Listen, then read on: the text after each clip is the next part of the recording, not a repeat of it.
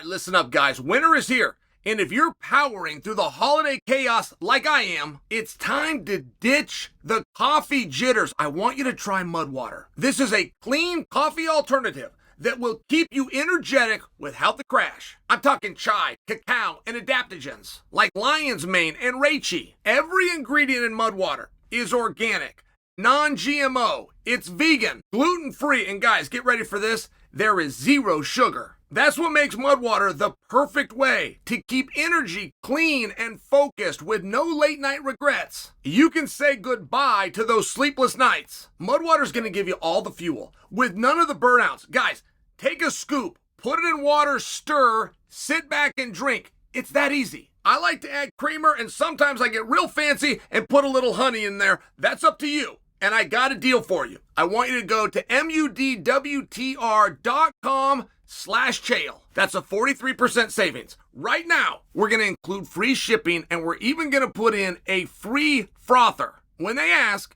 tell them I sent you. Get a new boost in life this winter with Mudwater. Head to mudwater.com right now. Get your starter pack today or just click on the link below. I like to tell this story every so many years. This was 2013. Oh my goodness, this was a decade ago. Wow. Wow, how time flies. And I probably told the story 3 times. So every few years I like to tell the story, but Jon Jones mooned my mom. Now, let's start at the beginning. Do you know what a moon is? Are you familiar with this expression? I'm a country guy. This was tremendous humor in my childhood.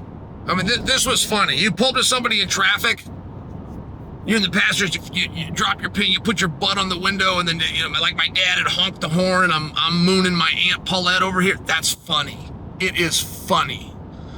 And that's personal. You might think it's inappropriate. It's in the eye of the beholder, though. Gets to be the judge to that. He mooned my mom. My mom loved it, and I personally find it funny. So I don't want to hear like this anti-Jon Jones, oh, that was disrespectful. No, it wasn't. It was so funny. So Jon and I fight. Jon and I do whatever that is called. We were scheduled for a fight. We do whatever that is when you're locked in a cage with a bear. Okay, so we do this, and we don't get done till about 1 o'clock. And I had ripped off Jon's toe. I ripped his toe off. I threw it into the audience. Oh, they were screaming. They were horrified. And Jon has to go to an emergency room. His toe is through the skin. What do they call it? They call that compound. The word compound is just anytime a bone is sticking through, that's a compound, correct? Isn't that? You got to get to the hospital.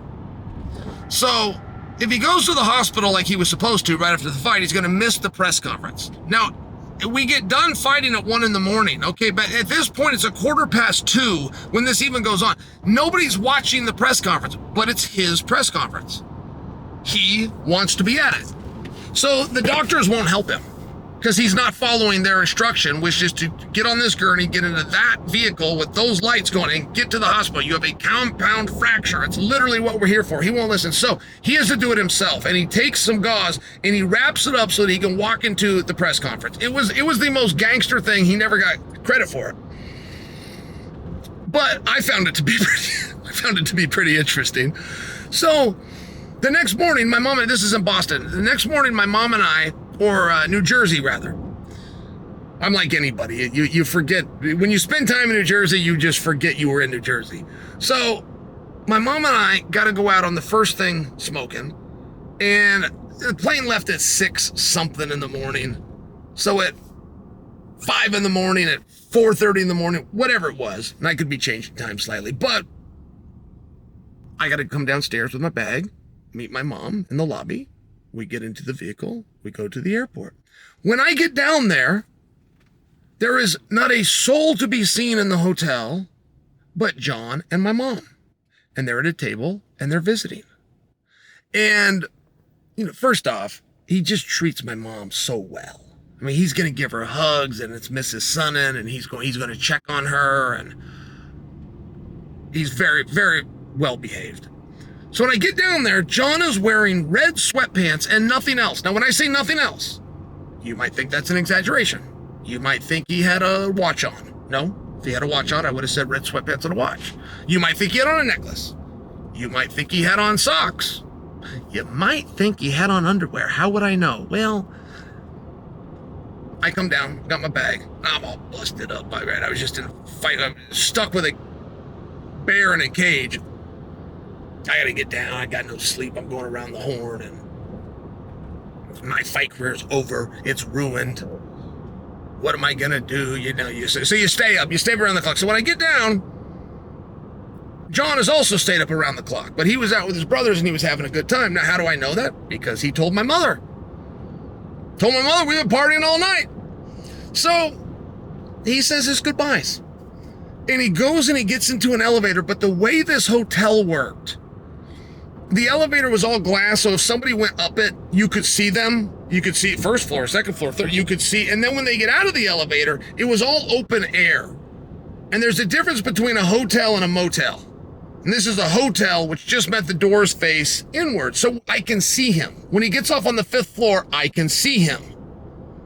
And he walks to his room, and he gets out the key, and he flashes it, and the door opens. He's about to be done, and he yells something. I don't know what he yelled, but it was something to get our attention. My mother and I look up. Drops his pants. Gives us a full moon. Leaves. I told that story, and it was like 5 years after it happened. Alan saw the story, and Alan finished it because Alan was there.